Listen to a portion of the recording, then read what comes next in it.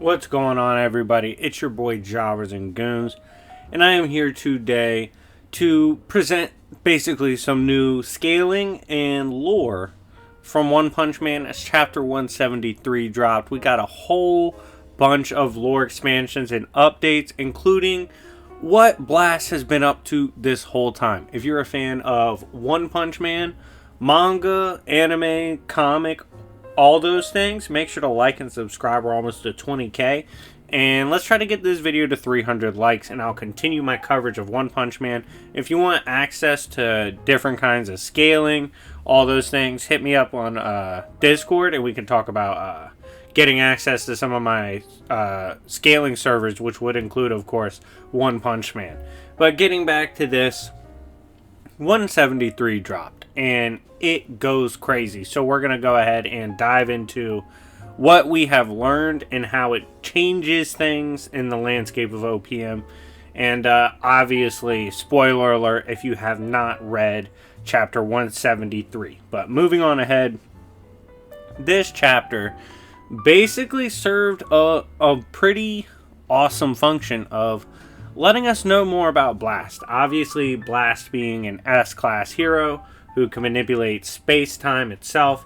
I know I got a lot of comments on my Goku vs. Saitama video about how I was making assumptions about Blast using dimensional gates and higher dimensional stuff.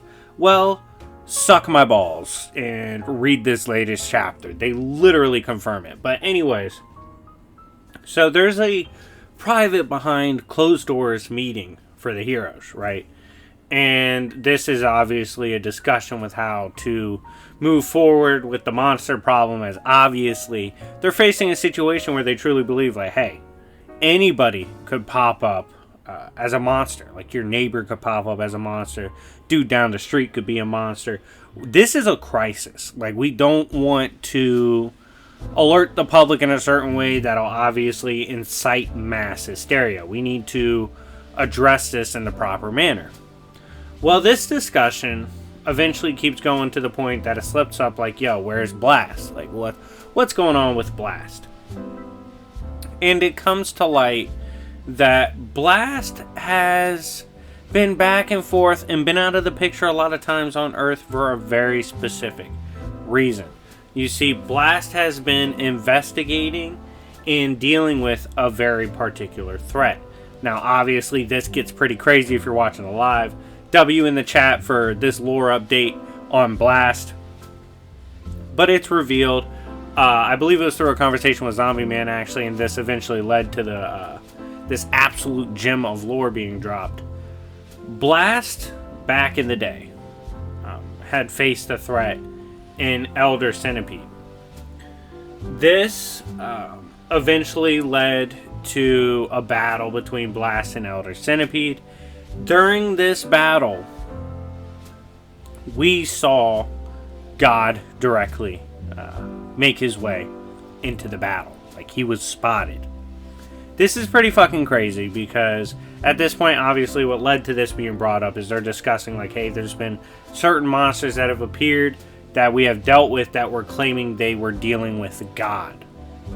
Well, turns out, after getting a glimpse of God, we see that Blast had rejected God. You see, God will come forward from his dimension and offer to grant people power. Oftentimes, this comes in the form of monsters, as he will literally grant them some of his power for them to do crazy shit.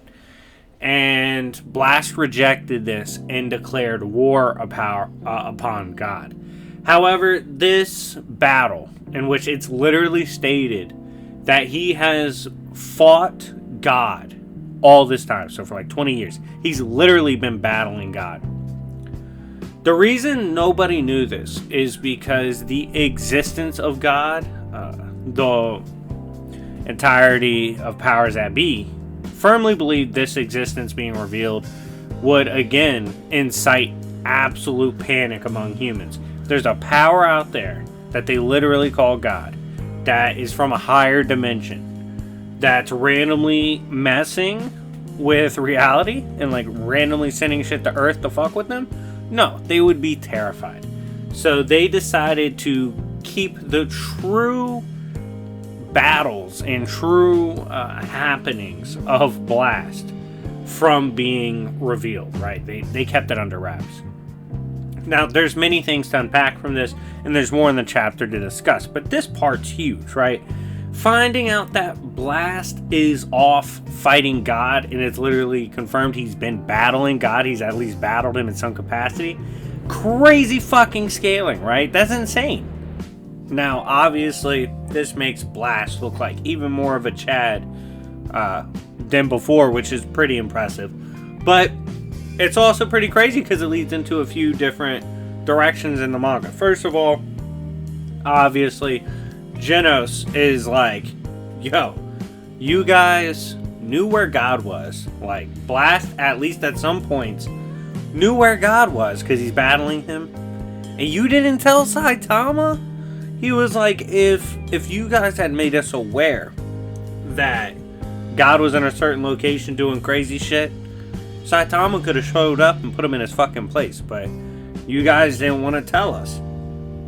This is a pretty crazy accusation / claim that outright, like literally Genos is saying, if Saitama ran into God, it's one-sided. Like Saitama would beat the shit out of God. That's the stance of Genos. Well, obviously this is kind of scoffed at, as they're like, well, we didn't inform other people because only one kind of hero can contend with God. Now, the elaboration is basically Blast is the only one that can fight him because Blast has time-space manipulation. Basically, can go to higher dimensions, as obviously it's portrayed God's in a higher dimension beyond human perception. Well, he goes, yo, if he's the only one that can do that, we're not going to inform the other heroes. There's no fucking point. And Genos goes, well, you should have told us because Saitama can do that shit too. And they're like, what? He's like, yeah. Saitama got in a battle where he literally had to violate space-time, causality, all that. And in doing so, the shockwave of the punch made him forget he did that shit. But it's pretty obvious that he can do it. Now, this is important because it kind of highlights what we've been saying this whole time on my channel, right? And I got a lot of shit for it. But Saitama isn't hacks-based, right? Like, he didn't copy hacks to violate space-time and causality. He copied it with his own power. His raw power allows him to mimic things because he's that broken. Similar to how pre-Crisis Superman used to do. But I digress.